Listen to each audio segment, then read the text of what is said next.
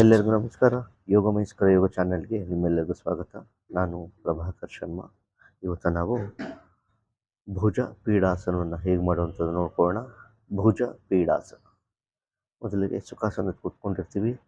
ಎರಡು ಕಾಲನ್ನು ಮುಂದೆ ಚಾಚಿ ಬಲಪಕ್ಕದಿಂದ ಹಿಂದೆ ಹಾಕ್ತೀವಿ. ಅಧೋಮುಖ ಶ್ವಾನಾಸನಕ್ಕೆ ಬರ್ತೀವಿ. ಸ್ವಲ್ಪ ಮಂಡಿ ಮುಚ್ತೀವಿ. ಹಿಂಡಿಯ ಮೇಲೆ ಎತ್ತೀವಿ. ಕೈ ನೇರ ಮಾಡ್ತಾ ಹಸದೆಲ್ಲ ಬೆರಳನ್ನ ನೆಲಕ್ಕೆ ಒತ್ತೀವಿ ಅಥವಾ ಮ್ಯಾಟ್ ಮೇಲೆ ಒತ್ತೀವಿ. ತಲೆ ಪೂರ್ತಿ ಕೆಳಗಡೆ ಹಾಕ್ತೀವಿ. ದೃಷ್ಟಿ ಎರಡು ಕಾಲು ಮಧ್ಯೆ. ಅಲ್ಲಿಂದ 3 ಸರಿ ಊರ್ಧ್ವಮುಖ ಶ್ವಾನಾಸನ, ಅಧೋಮುಖ ಶ್ವಾನಾಸನ ಮಾಡ್ತೀವಿ.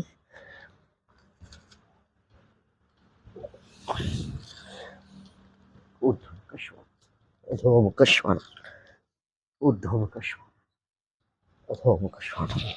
ಅಲ್ಲಿಂದ ನಿಧಾನವಾಗಿ ಹಿಂಡಿಯನ್ನೆತ್ತಿ ಜಂಪ್ ಮಾಡ್ತಾ ಎರಡು ಪಾದವನ್ನು ಎರಡು ಹಸ್ತದ ಹತ್ತಿರ ತರ್ತೀವಿ. ನಿಧಾನವಾಗಿ ಎರಡೂ ಕೈಗಳನ್ನು ಪಾದದ ಒಳಗೆ ತಗೊಳ್ತೀವಿ, ಕಾಲಿನ ಒಳಗೆ ತಗೊಳ್ತೀವಿ. ಎರಡೂ ಪಾದವನ್ನು ಹತ್ತಿರ ತರ್ತೀವಿ.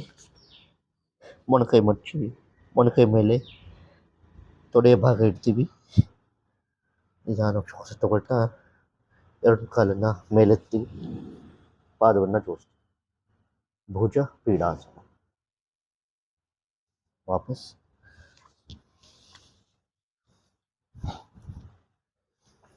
ಈ ಆಸನದ ಪ್ರಯೋಜನ ಏನು ಅಂದರೆ, ಮೂಲವಾಗಿ ಇದು ಭುಜಕ್ಕೆ ಮತ್ತು ಕೈಗಳಿಗೆ ಬಲ ಕೊಡುವಂಥದ್ದು.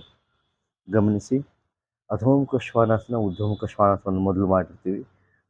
ಆನಂತರ ಅಂದರೆ ಶರೀರ ಸ್ವಲ್ಪ ಇದಾಗೋದಕ್ಕೆ, ಫ್ರೀ ಆಗೋದಕ್ಕೆ, ಸಡಿಲಾಗೋದಕ್ಕೆ ಅಲ್ಲಿಂದ ಹಸ್ತವನ್ನು ಒತ್ತಿ, ಹಸ್ತದ ಬೆರಳನ್ನು ಚೆನ್ನಾಗಿ ಒತ್ತಿ ಪಾದವನ್ನು ಹಸ್ತದ ಹತ್ರ ತಗೊಳ್ತೀವಿ. ಅಧೋಮುಖ ಶ್ವಾನಾಸನದಿಂದ ಅಲ್ಲಿ ತಗೊಂಡು ಎರಡೂ ಕಾಲಿನ ಒಳಭಾಗಕ್ಕೆ ಇಟ್ಕೊಳ್ತೀವಿ. ಹಸ್ತದೆಲ್ಲ ಬೆರಳು ಬಿಡಿಸಿರ್ತೀವಿ. ಕಾಲನ್ನು ಮೊಣಕೈ ಮಚ್ಚಿ ತೊಡೆಯ ಭಾಗ ಕಾಲನ್ನು ಮೊಣಕೈ ಮೇಲೆ ಇಡ್ತೀವಿ. ನಿಧಾನ ಹಸ್ತವನ್ನು ಒತ್ತಾ ಶ್ವಾಸ ತಗೊಳ್ತಾ ಕಾಲನ್ನು ಮೇಲೆತ್ತೀವಿ, ಪಾದವನ್ನು ಜೋಡಿಸ್ತೀವಿ. ಭುಜ ಪೀಡಾಸನ. ಇದು ಕೈಗಳಿಗೆ ತುಂಬ ಬಲಯುತವಾದದ್ದು. ಮತ್ತು ಗಮನಿಸಿ, ಎದೆಯ ಭಾಗ ವಿಶಾಲವಾಗುತ್ತೆ. ಉಸಿರಾಟ ಕೂಡ ಸಹಜವಾಗಿರ್ಬೇಕು. ಇಲ್ಲಿ ಉಸಿರನ್ನು ಬಿಗಿ ಹಿಡಿಬಾರ್ದು. ಇದು ಈ ಆಸನ ಪೂರ್ತಿ ಕೈಗಳಿಗೆ ಬಲ ಬರುವಂಥದ್ದು. ನಮಸ್ಕಾರ. ನಾನು ಯೋಗ ಮೈಸ್ಕರ ಚಾನೆಲ್ ಪ್ರಭಾಕರ್ ಶರ್ಮಾ. ನಮ್ಮ ಚಾನಲ್ ನೋಡಿ, ಲೈಕ್ ಮಾಡಿ, ಶೇರ್ ಮಾಡಿ.